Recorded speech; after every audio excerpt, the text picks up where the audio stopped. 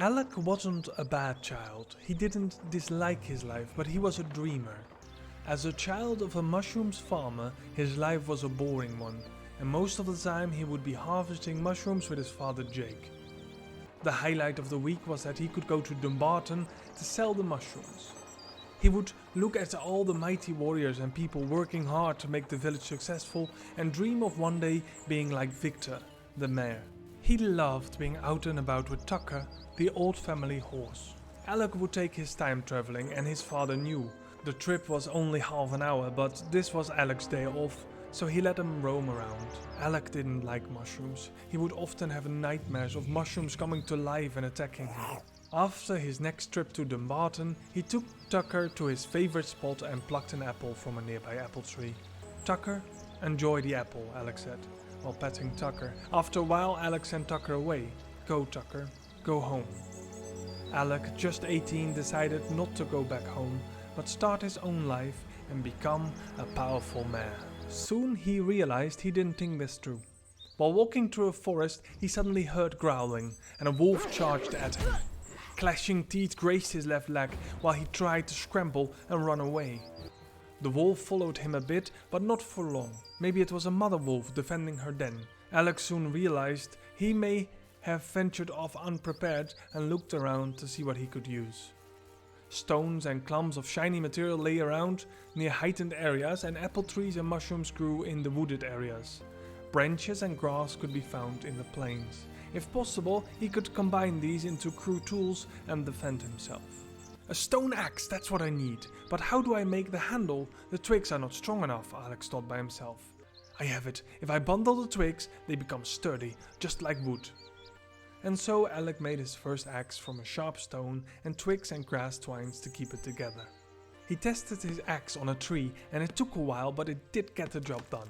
And when venturing further into the small forest, suddenly a mushroom popped out of the ground. His nightmare came to life. All the years he dreamed about the mushrooms rising up to attack him in his sleep, now it became reality. In pure panic, he swung his axe at the monster mushroom.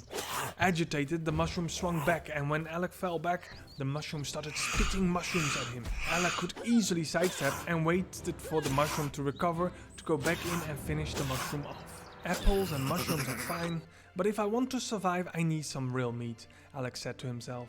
"I spotted wolves, bears and deers. Well, obviously the first two are a bit scary, so let's get some deer to get meat." Alek made a simple bow, and the wood was a bit brittle, and every time Alek pulled back the bowstring, he was afraid it would break, but the arrow flew steady and true, and Alek was proud of what he made.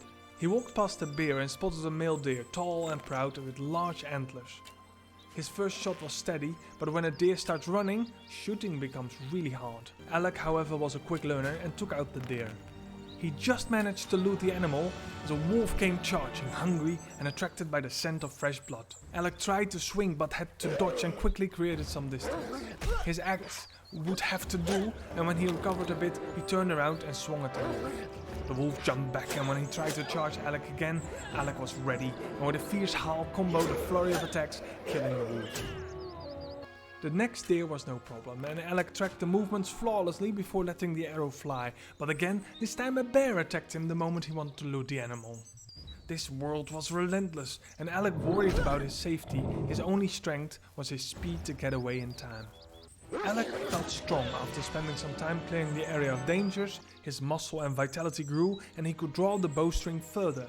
It was time to set up a camp, but he could use a few more pelts to get the camp ready. After setting up camp, Alek created some storage to store his stones and shiny rocks, which he deduced to be iron and all other heavy things, and he spent the remainder of the day hunting. He used the sinew from the leather to craft a sword and a shield, and things got a lot easier from there. He even managed to bring down a bear. Alek ran into a big sign, "Land for sale. Start my own life on my own land." Alek had dreams like this in the past. In between the mushroom nightmares, some dreams mirrored hope and becoming a mayor of a flourishing town. But the money requested was a lot. "Well, let's go sleep first," Alek thought, "and then we check in with the nearby village." He had been in the Barton often with his father, so he knew I can get a job there and sell my stuff and get some money at least. Alek dreamed about his new land that night, his own home with buildings and maybe even people to govern. and the next day he woke early. Time to get to town. His chest was filled with material he gathered from the day before, and Alek wanted to bring as much as possible to see if he could sell some.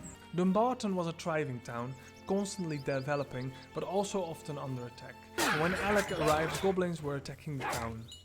Alek was afraid to help, not because of the goblins, but he was worried he would hit a villager. After the goblins got killed, Alek found some bread and money on the goblins, which the villagers didn't take with.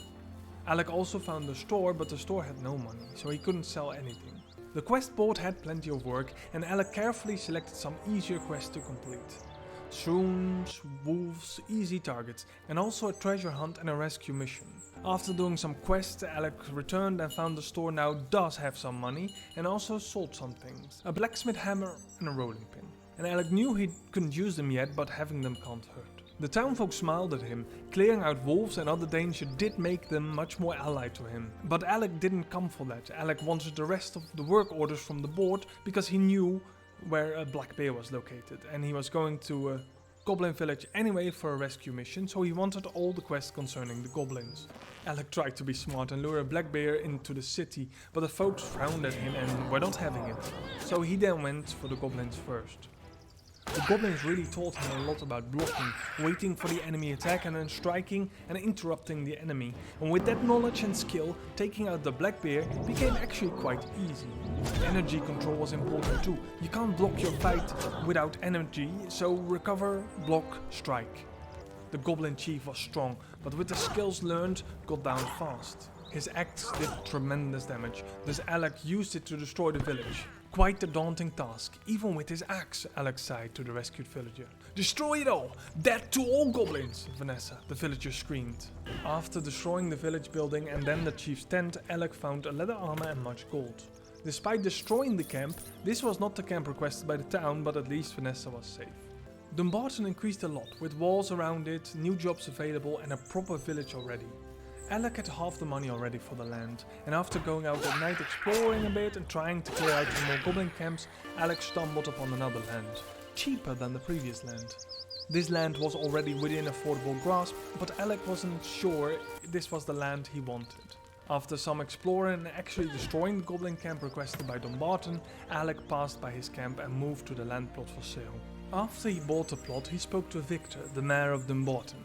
And Victor said, "Thanks for all the help so far. We would gladly have you as our neighbor, and what would you like to call your town?"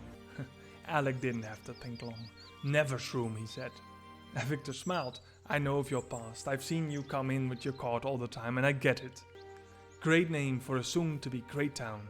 Alek worked nearly all day building up the general store building, with plenty of room for wood and stone and iron to store next to it. On top of the store, Alek built his own room, from where he could manage the area and draw new plans for expansion and buildings. Alek then spent some time gathering resources and crafting materials. He wanted to make houses as soon as possible to maybe attract wanderers willing to visit or stay. And after making his first house, he soon ran into a girl. "Nice to meet you, young man," she said. "My name is Estelle Bradford. I pass by here every week," she continued, "and suddenly the dense forest is turning into an inviting place with a general store building and a house. Is this your land?" "Certainly," Alex replied with pride in his voice. "I will build a place where people can enjoy themselves and feel safe and warm." "Well, I'll be," Estelle shouted. "Our village got raided by goblins a while ago. I know some people went to the Martin, but others really don't like living with the strict and grumpy Victor there. I could send word, see if they want to start over here," Estelle said. A hint of past pain was in her voice when talking about the goblin raid. "Would you do that?" Alex shouted. "That'd be amazing. I will make more houses and places to work and whatever you need. Tell me," he continued, "what would have priority for starting a village like this?" "Well," Estelle responded while rubbing her chin in deep contemplation, "I am a half-decent hunter, but also know my way around growing crops and making food as well. I will send for my friends and they'll be here shortly." Not much later, Dave, Clifford and Alvin arrived. Dave was the miner by trade, and Clifford helped out occasionally with mining, but was usually the woodcutter. And Alvin recently started blacksmithing, but the goblins destroyed his workplace. Alek was happy and informed the team, "We have a lot of wood, so we can make many planks. Clifford, can you help out with that?" Dave, I will gather and bring in a lot of rocks. Can you make stones out of them for the buildings? I will build a quarry first, but stone is hard to get. Dave and Alvin can then work there to secure the stone supply. The villagers agreed with Alek's plan, but Dave set one condition. We need some pickaxes, please arrange them so we can get to work. The other villagers spent some time securing food while Alek built the quarry. After a while, Alek said, "What is next?" And Estelle replied, "Two things, woodcutter and hunter. That will secure all our base supplies." Alright, I do need some gold to build. I will levy a very low tax daily, but mainly will focus on selling resources to get the fund. The small team wasn't happy with the tax and looked at each other somewhat disapprovingly. I know what you're thinking, but I can make it profitable for you guys. I will give you double rations, so you can sell your excess rations for money in the bot. And how is that? Alek continued, "This way we all contribute in getting new buildings up and running on the financial spectrum. Once we get the gold from other sources, we will reevaluate the situation." The people agreed. This was good leadership. It took a few days to get all the resources, but the lumber mill was built. Better than that, a sawmill was added as well. "Cliff," Alek said, "for now I want you and Estelle to focus on getting wood. Later we will make planks as well." "You got it, boss," Clifford replied. "I will make sure some axes are made for you guys as well," Alek continued. Next are a few more houses and the hunting cabin. While Alek spent some time hunting bears and destroying a nearby goblin encampment, the team got the resources needed to expand the village. Excess resources were sold off again for the required money. "The buildings are done, Estelle. I expect you to welcome the new visitors and ensure people are aware of our vacancies," Alek told Estelle. "Once done, you can lead the hunting team," he continued, "and I will be back shortly. I just need to go to Nevershroom to get supplies and sell some goblin loot." Estelle nodded approvingly. "No worries. I will hold the fort until you're back. If anything happens, send someone to Nevershroom. They can sound the alarm," Alek replied. Alek's sword was nearly broken and he desperately needed a replacement, so hopefully the town had all he needed. And not only that, but also his hammer. Alek bought new tools and also a massive sledgehammer. Ideal for destroying goblin villages, he thought to himself.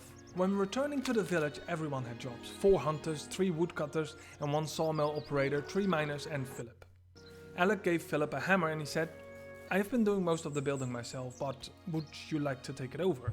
Philip agreed full-heartedly. "I know a bit about everything. I can set up buildings. Just tell me where and I'll make sure to get it done." "With so many people, food will get scarce soon," Alek said. "Let's get a field of wheat and a mill to process it." Philip grabbed a hammer and got to work.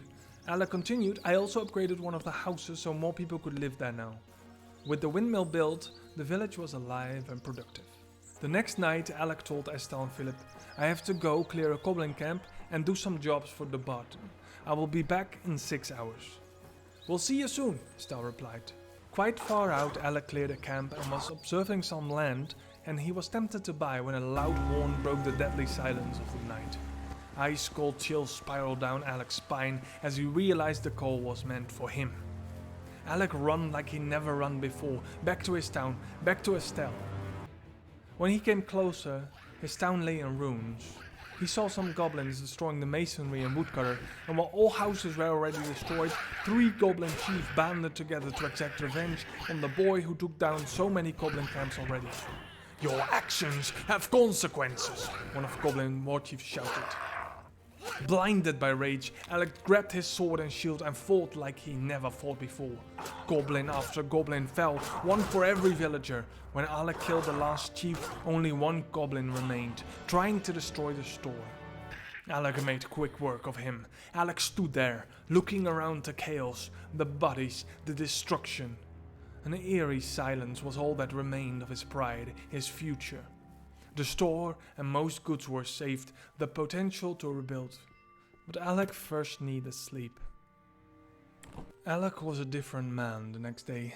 The light in his eyes was dimmed and his lips were clumped together bitterly as we rebuilt a house and a lumberjack. After that, the hunting lodge. Victor from the Barton sent 4 people to help out, regrow the village. He laid his hands on Alek's shoulder and said, "This is why we kill the goblins, son. Because if we don't, they will kill all of us." Alek nodded, dogged and restrained. "I will not leave this village until I have a war with archers just like you." He said, "That's the spirit, boy. Let me know if you need any further advice. We will crush these goblins once and for all when you are ready. On his way back home, he suddenly saw a familiar face. Dave! Dave! Alek shouted. I am so sorry, Dave. I failed you all. Dave looked tired. Alek, your intentions were good. Truly were. But this is the fourth time this happened in my life, he continued. Estelle sent me to sound the horns when the goblins attacked. Unfortunately, too late for most villagers. I couldn't find Estelle among the dead, Alex replied. You think she made it out? Possibly, Dave responded hopefully. I stay in Dumbarton now. I wish you all the best, Alek, truly. He then focused back on his work. Alek focused hard on rebuilding the village, rarely leaving, only small trips to Dumbarton for trading deals and supplies. And one day he bought a new armor, so he could defend the town better. His shiny armor made quite the impact on both goblins and villagers. Alek called a town meeting and said, we don't need more than 200 items of each food, and also more rare materials like iron and planks can be sold whenever we have more than 250. This way we can keep the taxes low, but still make tons and tons of money. The town people agreed, and it was true, money came pouring in, and Alek would spend most learning new recipes in his new blacksmith. It was a few days later and Alek told one of the villagers, Savannah, I need to go. I must clear out some goblin camps. I also need to check if I can find any trace of the missing villagers. He continued, we have some defenders in the towers now, so I'm going to clear some goblin camps in daylight this time, so I'll be back before dark. Savannah nodded. I'll let the rest know, just be back before dark. The goblins only seem to attack during dark. The first goblin camp had a few defenders and a chief, but Alek dispatched them quickly. Alek! He heard shouting. In a cage, Alek found a familiar man calling him. I have been stuck here for days. Get me out! Cliff, is that you? Alek shouted and quickly released Clifford from his cell. Do you know what happened to Estelle? Alek asked Clifford while on his way to the next goblin camp. I don't know. She was helping some others escape. I was making sure Dave got to Dumbarton when they ambushed me, Clifford replied. Very well, we'll clear out some more camps to see if we find anyone else, Alex responded. Sure enough, the next camp also had a caged villager, but neither Alek or Clifford knew him. Name is Arnoud, the villager said after the rescue. Victor would surely see you rewarded if you bring me back to Dumbarton. Tag along, Alek replied. We got you covered. When moving on, Alek wanted to check some land for sale further up the road. To his surprise, he found Victor with a new flourishing village. Hey Alek, Victor said. Welcome to Dalhurst. Is that Arnoud? Yeah, I found him in a goblin village nearby, bringing him to Dumbarton, Alek replied. No need, Arnoud replied. I will stay with Victor here in Dalhurst. You make sure you get to your friend's home. Victor nodded approvingly. Amazing work. I was gathering troops to clear out the camps tomorrow, but looks like you beat me to it. The strict Victor was an imposing character, and being on his good side could prove beneficial for Alek. On his way home, Alek saw many carts with goods from Dumbarton heading to Dalhurst. With Victor expanding this fast, Alek realized he may want to buy some land soon as well if he wants to keep influence in the area. When arriving home, Savannah told Alek, we had some overproduction here. The bread is selling incredibly well. The amount of money in the bank was impressive, and Alek thanked Savannah. This is amazing. We can buy all the recipes and probably heighten the threshold for selling out our own resources. This will help getting the wall built around the village. Alek finally bought some new land in between Dumbarton and Dalhurst. It was a bit of a risk as he was buying land in between two allied cities, but this spot was very well defendable and would give easy access to pretty much all the goblin outposts, thus control them better. He called the place Hunted, as he wanted a name that would sound both offensive and a name well fit to strike fear in the hearts of the enemy. After spending some time building up Hunted and spending the night, he went back to Nevershroom. Nevershroom made an incredible amount of money and had many resources. Alek already built a stable and bought a second horse, a black stallion called Dusty. When he was preparing a wagon with resources, he heard a familiar voice behind him. Alek. Alek saw two heavily armed soldiers with crossbows. Estelle? And Philip? How? Alek shouted in disbelief. Please, walk with me. Escort me while I send these resources to an outpost. We can catch up. Estelle nodded and the three left for the other outpost. We will take the southern road past Dumbarton. I bought some land there, built a settlement and called it Hunted, Alek explained. Its sole purpose will be to repel the goblins once and for all. Please, tell me what happened that night. Estelle needed not to ask what night he meant. We were fast asleep when the goblins attacked. The mill was destroyed before we could fully wake up. I sent Dave to Dumbarton for help and we tried to hold them off, Estelle continued. House after house fell, and I rushed to the store to get more arrows. Philip joined the conversation. When Estelle walked off, I followed her. I only had a hammer and wanted a weapon as well.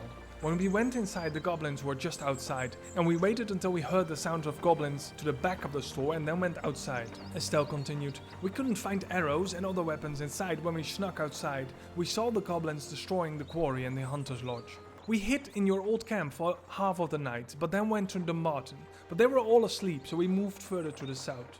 Eventually we got to a new village just being formed called Dalhurst. Estelle continued. When Victor arrived the next day, he didn't recognize us and thought we were just new villagers, but a few days later, we went to him and asked for weapons and armor. Victor understood and gave us resources and gear to make it to Dumbarton. Alek listened quietly. I'm glad to see you all alive and well. It was all my mistake, especially you, Estelle, that you had to go through this twice. Estelle smiled. It's okay, Alek. All I wanted was to prevent this from ever happening again. We heard Victor tell another guy Nevershroom still existed and was actually thriving. After you passed by with Arnoud, and we thought you and the village were completely gone all this time. But you and Cliff were already back in Nevershroom then. Estelle, Alek said, you were always a good hunter. I want you to lead the troops and towns in my absence. Alek continued, I learned from my mistakes and focused on a good defense and sturdy walls for Nevershroom. After Alek got the supplies to hunt it, he called his soldiers. Let's clear out some goblins to celebrate. Fighting alongside friends was the best feeling in the world. Goblins had to pay for their transgressions. After sending the soldiers home, Alek took some time to add new housing to Nevershroom and repair his gear. The stone wall was strong, and if he left some more recruits, he could focus on building up hunters the next day. It was a week later, and Alek was finally happy. At night he would bring troops from Hunted or Nevershroom and look for treasure or goblins. He cleared vicious monstrosities from the lands, which spawned at night to wreak havoc and chaos. He would block the enemy's attacks while his archers rained bolts down on the enemies from their crossbows. Alek was eager to take their treasure for his own, to become the strongest in the land, even stronger than Victor. But that is a story for another day.